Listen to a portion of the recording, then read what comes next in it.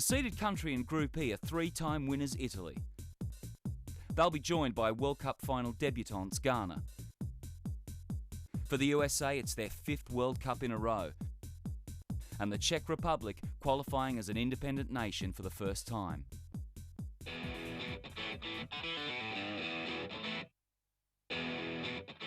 Italy's trophy cupboard has been bare for more than 20 years, and the Azzurri go into World Cup 2006 ranked 12th, below such teams as Mexico, Turkey and the USA.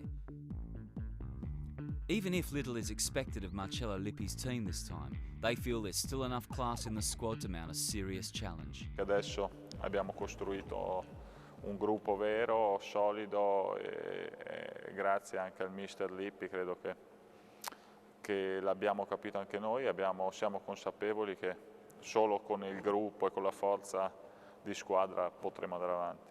E poi ce ne sono altri, tipo in Italia i Totti, Del Piero, non so, i Cassano, così, che possono, se riescono a star bene fisicamente in quel periodo, possono fare la differenza. Italy's qualification campaign kicked off with a home tie against main Group 5 rivals Norway, and after a disastrous start they came back to win 2-1 after going behind to this John Carew goal in the first minute. De Rossi equalised just 3 minutes later.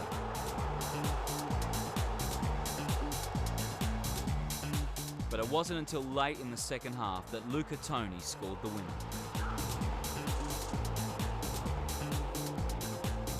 But qualification wasn't going to be an easy task, and after a surprise defeat away to Slovenia, Italy travelled to Scotland under pressure to get back to winning ways. But an informed Scotland took an early lead, and out of form Italy had to wait until the 75th minute for their slightly fortunate equaliser.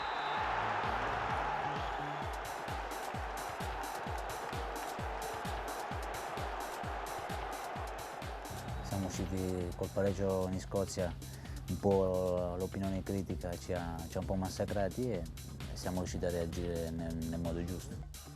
After that slight hiccup, Italy secured qualification early on a balmy night in Sicily, thanks to local hero, Palermo defender Christian Zaccardo.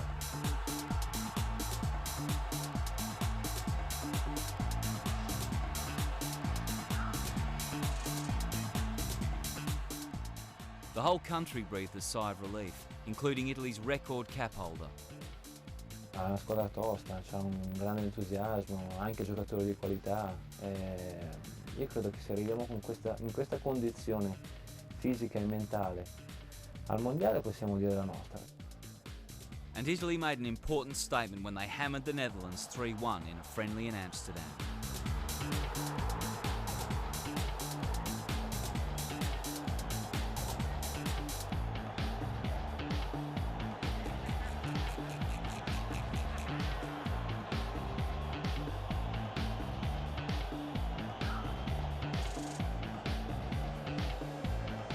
Should the rest of the world watch out? Siamo sempre partiti con grande voglia, grandi obiettivi. Io penso che adesso siamo una squadra che è cambiata tanto, quindi andremo lì e vediamo cosa riusciamo a fare. Sì, siamo qualificati bene, siamo qualificati come nel 1982 in anticipo e questo ci riempie di orgoglio. Adesso speriamo di imitare i nostri colleghi nell'82.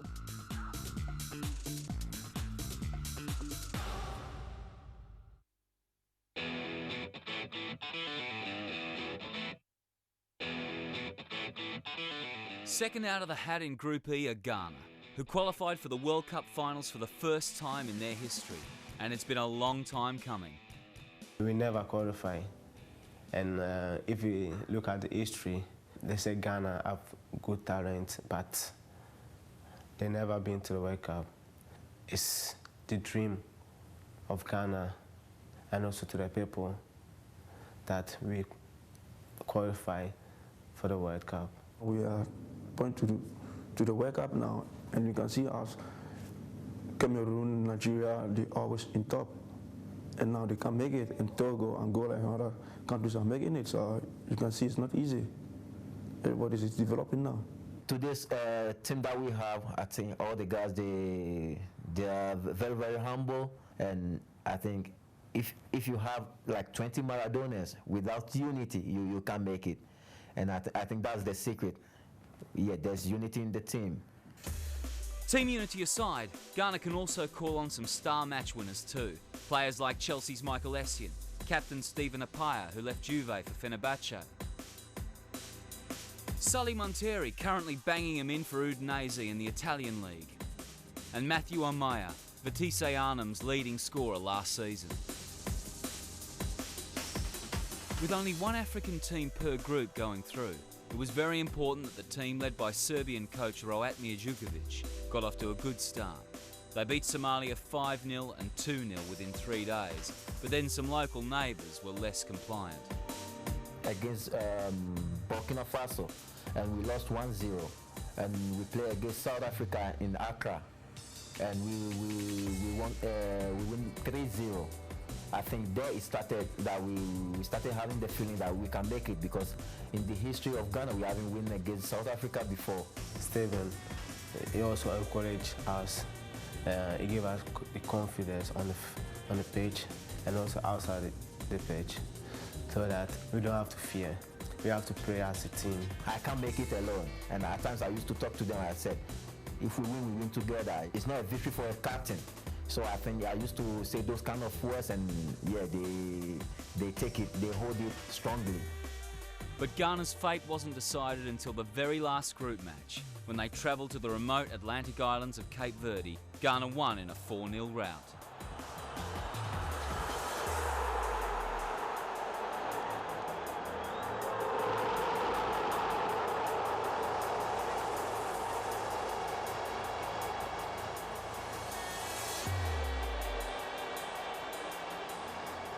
The travelling Ghanaian fans celebrated in style and look forward to playing the best teams in the world. I would be happy to play against the Italian team, because yeah, all the guys, they are my friends, and I wanted to challenge them because I've been there for 8 years. Soccer has changed and there's a lot of surprises. You can see what happened against France against Senegal in the World Cup. So I think that yeah, everybody is ready to prove something. It's not easy to be in a World Cup at this moment. And if you are there, you have to prove yourself and show yourself that you can make it. And not much people are expecting us to do something. It's going to be difficult because we don't have the experience. This is our first time. But I think with the quality of players that we have, I can't say that we're going to win the World Cup, but we will cause surprises in Germany.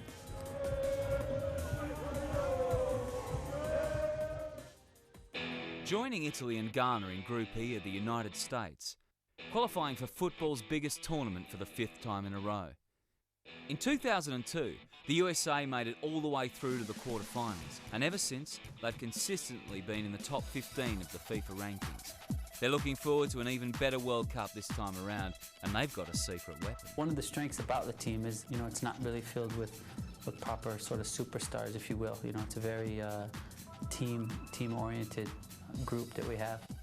We've had a good core of older players, and now all of a sudden these young guys coming up, some of them are just unbelievable. Guy Marcus Beasley at PSV creates a lot for us, and I think when he's on our game, he adds a special dimension. Casey Keller, he's been one of the best goalkeepers, in U.S. soccer history, and obviously he's made a name for himself in England and in Europe in general. Obviously Claudio Reyna at Man City, he's played tons of games. He's been, one of the best players that the U.S. has ever had. And the USA are led by the best coach they've ever had. Bruce Arena is the most successful in their history, with the most wins, the best home record, the highest FIFA ranking, and the best showing in a World Cup since 1930.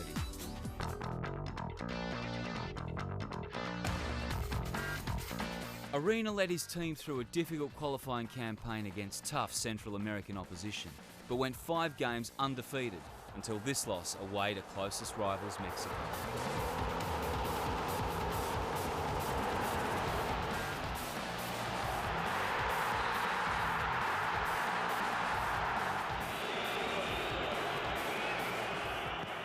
Eddie Lewis scored their consolation goal in a 2-1 defeat. There's always a sort of an underwritten, feeling that the U.S. and Mexico are, are desperate to claim sort of the dominance in that region. And they had beaten us in Mexico City, and not only did we want to qualify, but I think sort of beating them back on our home soil would level things a bit. And I think it was a great night for us, and I'm glad both things happened. It's tough going to Latin American teams and and play in their countries, because it's very, very difficult. So I think it's a lot harder than people think. But I think we always knew that if we played our best, we would be able to qualify. The USA went on to win their qualifying group, and their World Cup 2006 preparations continue in the full knowledge that they've been drawn in one of the toughest groups. I think we have one of the hardest groups in the World Cup, and we just have to go into it thinking we can win every game and try and improve on the last World Cup and improve on our on our ability to win games and put teams away, and hopefully that'll happen. If we can reach the quarterfinals again, I think it would be amazing, and to go beyond that would just be a dream, really.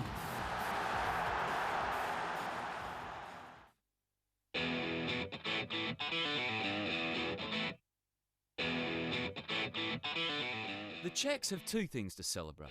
This is the first time they've qualified for the World Cup under their own name, and they do so as the country at number 2 in the FIFA rankings.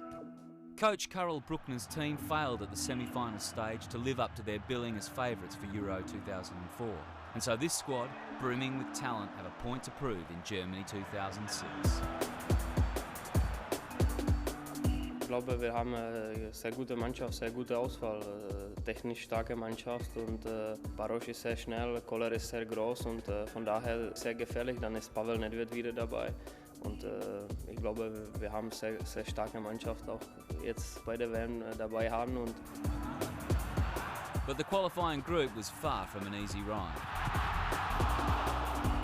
And in the first match, they were faced with the sternest test their group could offer, an away trip to the Netherlands. Das waren beide sehr ausgeglichene Spiele gegen Holland. In Holland waren wir sogar Beste und unglücklich verloren. The Czechs failed that test and then lost 2 more games in the group, which meant they finished second and had to endure a playoff against Norway. But then their biggest star, Juve's Pavel Nedvěd, decided to return to the national team. It couldn't have happened at a better time. Es war eigentlich eine schwere Phase für Tschechei, wo wir uns für diese 2 Spiele gegen Norwegen waren wir sehr froh, dass Nedvěd dabei war. The first leg of the playoff took place in Norway, and both teams made it clear early on that they meant business. There was going to be no easy passage to Germany. But amid the hard tackling and steely determination, there was a decisive moment when Vladimir Šmíč's header found the Norway net, which gave the Czechs both the victory and the initiative, and they won the second leg by the same margin.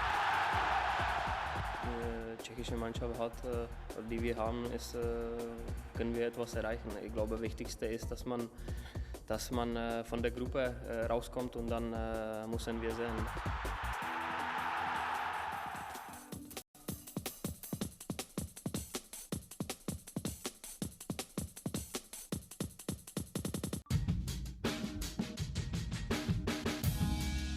The cosmopolitan city of Hamburg is the most northerly of all the World Cup 2006 venues. Nestled on Germany's North Sea coast, this historical city has grown up around a busy international harbour. The harbour has been welcoming traders from all over the world since the early part of the 10th century. However, come June the 10th, then it will be fans from Argentina and the Ivory Coast who will be flocking to this vibrant city. Like so many German cities, Hamburg underwent major reconstruction in the middle of the 20th century, and visitors will be treated to a marriage of new and old architecture. Hamburg is also a great place to relax and boasts a lavish selection of couture boutiques, restaurants and high street shops.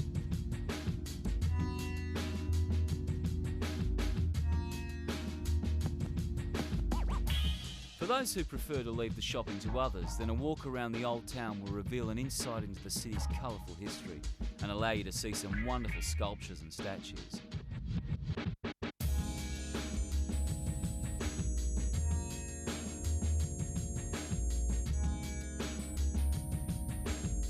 At night, you can be sure that those celebrating victory will be heading to the Reaper Barn. This is where the Beatles came to hone their talents before taking the world by storm, and it's still the place where all the locals go for a good night out. HSV Hamburg play at the AOL Arena. It is one of the largest stadiums in Germany, and it will be a fantastic venue for the 5 World Cup games that will be played here. Although the pitch is undergoing a bit of a tanning session, it's sure to be in great shape when the tournament kicks off in June.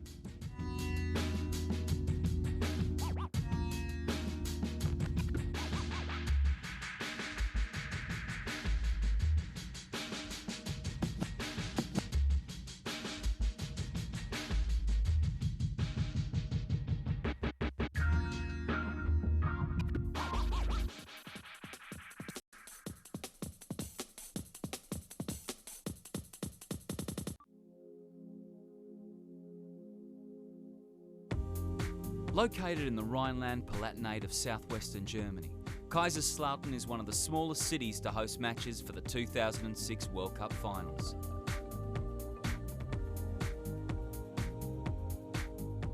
The population of 110,000 are likely to be overwhelmed by the visiting supporters, and the city has been racing to prepare facilities in anticipation of the fans from Australia, Italy, Spain and Paraguay.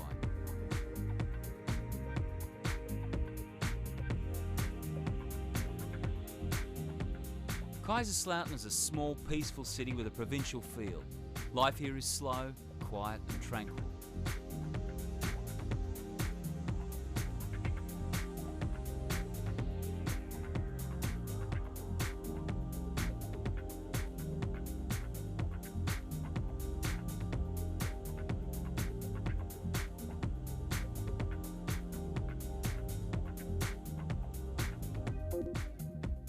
The 11 Friends sculpture in the heart of the city is new for 2006 and is intended to illustrate the ethic by which all successful teams must abide.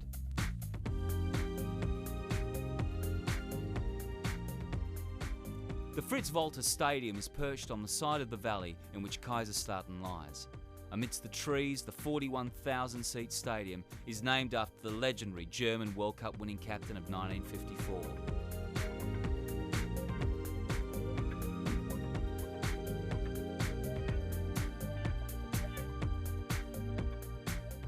The stadium, which has recently undergone a €48 million extension, will host 5 World Cup matches, the first of which will be Australia's game against Japan on the 12th of June.